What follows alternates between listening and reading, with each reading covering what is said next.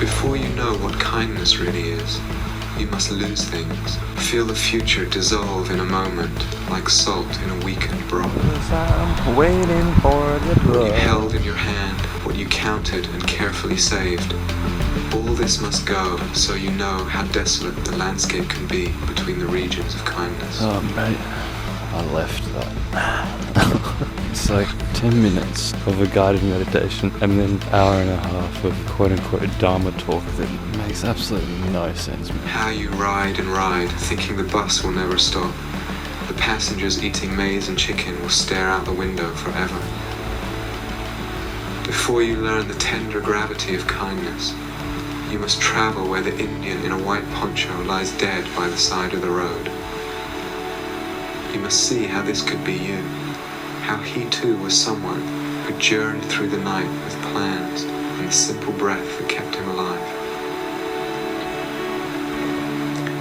Before you know kindness as the deepest thing inside, you must know sorrow as the other deepest thing. You must wake up with sorrow. Everything dies. You must speak to it till your voice catches the thread of all sorrows, and you see the size of the cloth. Then it is only kindness that makes sense anymore. Only kindness that ties your shoes and sends you out into the day to mail letters and purchase bread. Only kindness that raises its head from the crowd of the world to say, "It is I you've been looking for," and then goes with you everywhere, like a shadow or a friend.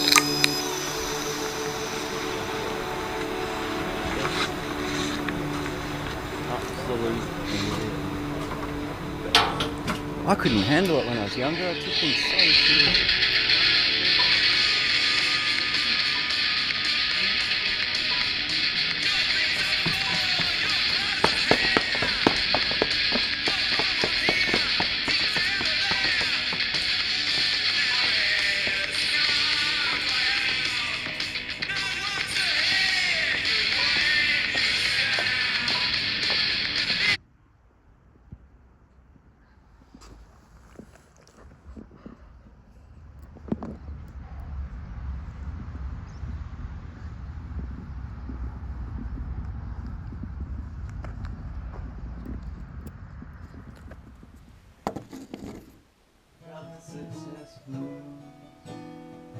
Seems everything that I do,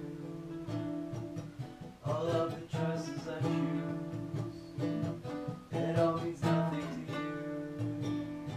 So tell me that it's okay. These things just get in the way. It's nothing like else you.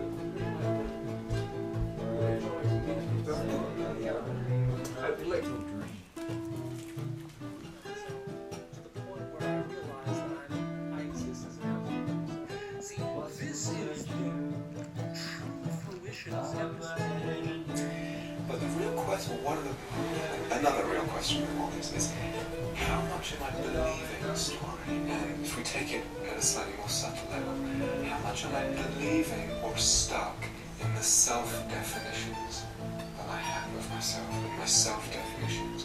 So this is something we really want to investigate as human beings, as practitioners. Investigate the conclusions, the definitions, the assumptions, the images we have of ourselves. A lot of the times they are fully conscious, a lot of the times they're just on the edge of what's conscious. I made this guy the other day. He had like two eyes. That came off the guitar when I brushed the guitar. And then this thing.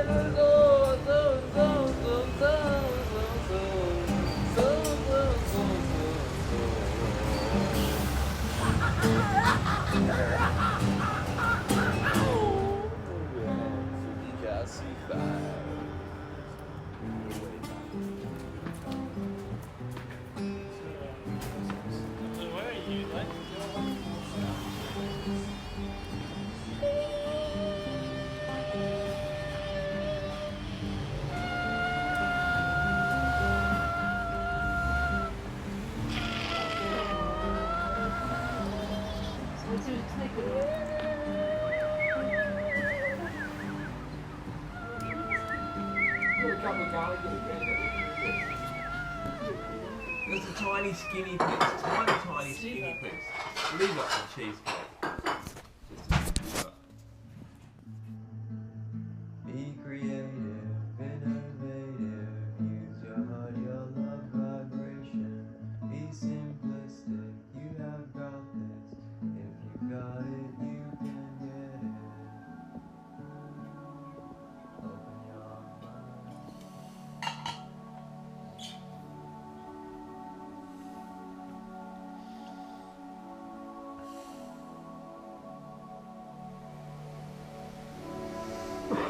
I'm so happy because like I was always too shy as a kid to really interact in any way with other people, and I'll probably, maybe that's just sort of who I am, but now that I'm older I just have this sense of like I don't feel bad if I do or don't anymore, but I think I'm much more able to just be like, oh, I can just, if I want to, I don't know, if I want to try interacting with people, like I'll just,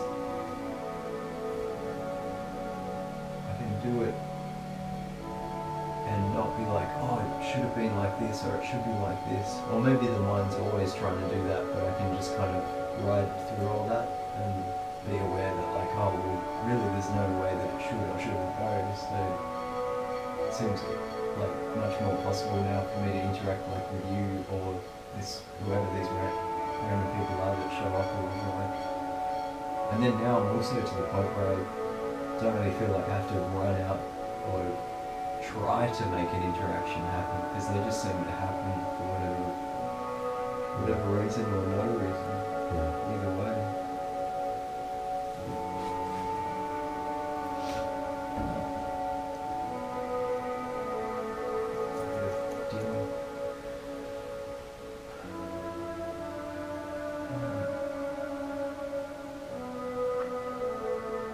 Like not just in hospital, yeah, there's other times where I've just been so excited to see someone that literally fall on the ground.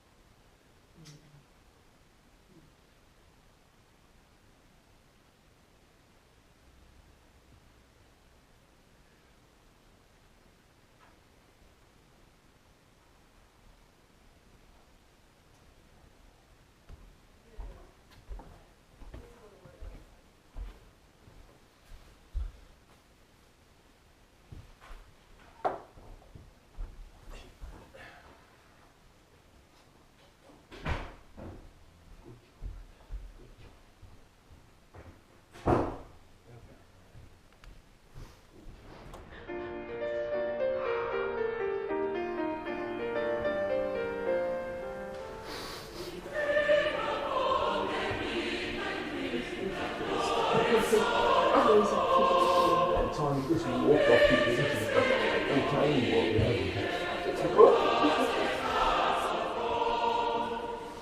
COVID lockdown, we ran up the highway, sat down in the North Road uphill, you know.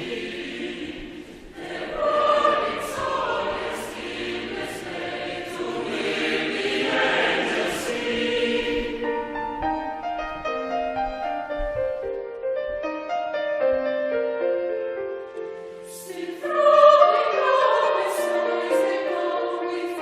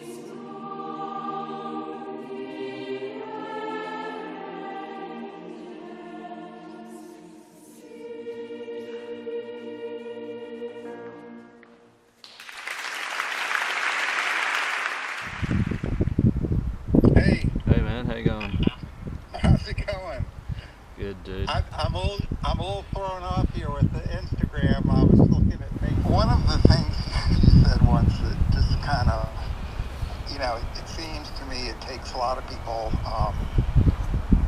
like almost a lifetime to come to this understanding. And I think, I don't know if I'm going to make myself clear on this, but I read what you said. You said in one of your videos, you can never be better or worse. Who you are is always going to be who you are. It doesn't change. I don't know if you recall saying that. But Sounds like when you something. think about it, that's really profound. I mean, I don't know if it's that profound. it is, because, I mean, I'm looking Well, I've got my camera right here. Wait a minute, this is all being recorded? Yeah. I think one of the first things I asked you was, have you always been this curious? Yeah. Your whole life? I actually can't really remember. I don't know, but I do remember probably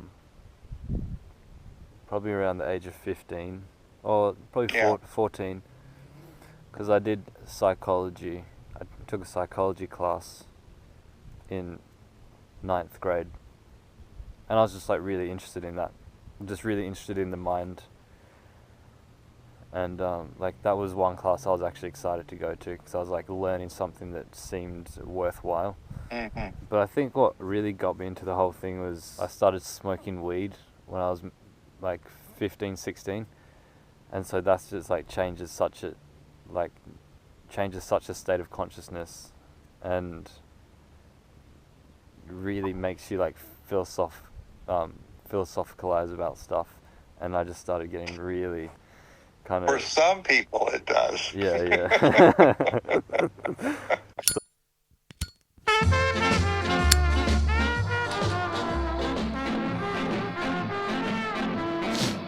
Oh, room's always such a fucking mess. I mean, do I need all this shit?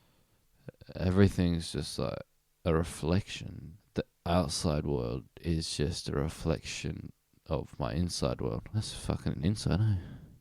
Anyway, gotta fucking clean this shit up. Put that there. Right, let's fucking get my life together, God. Like, I'm gonna do this. I'm just gonna fucking say, fuck it. Just put that there. Oh, I'm gonna have a fucking joint before this. Give me some inspiration, fucking motivation. Pop me fucking whole bit, eh? Here I am, rolling my joint. Right, let's put this. So, weed was a massive help for me, but also it became very negative, because I got very kind of paranoid. See, that was my experience. Yeah. My mental state, extreme paranoia. Yeah. And that's why I couldn't do it.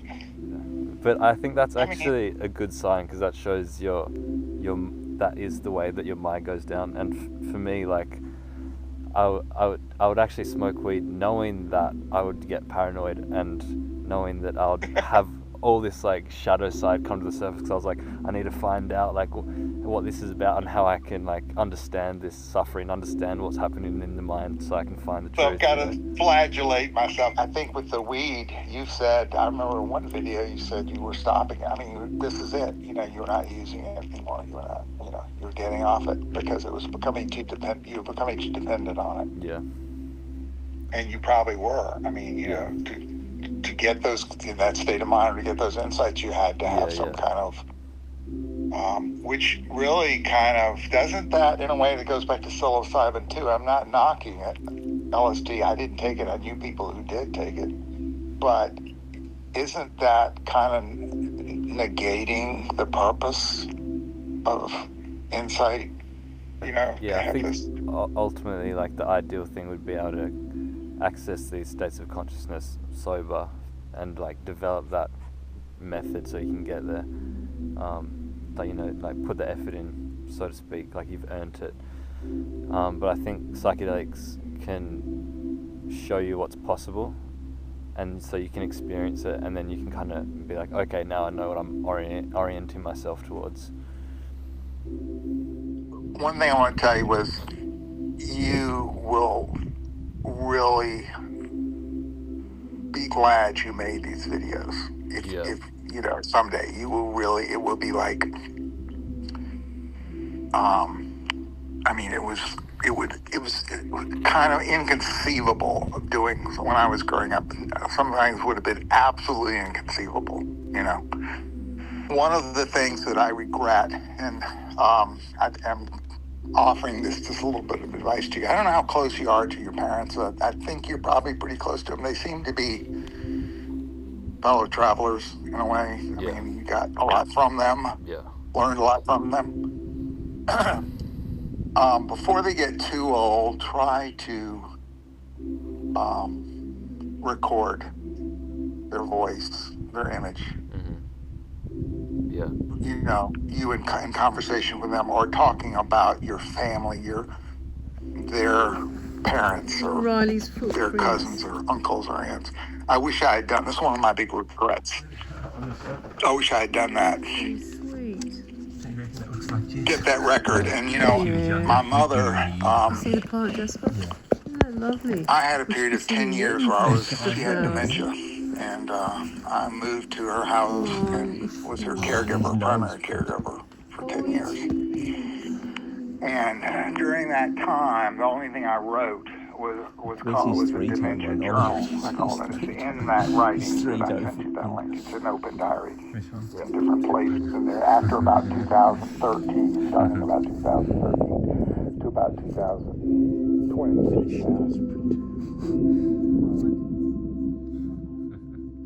The kind of impermanence of life, I guess. I've just experienced a lot of loss and a lot of change.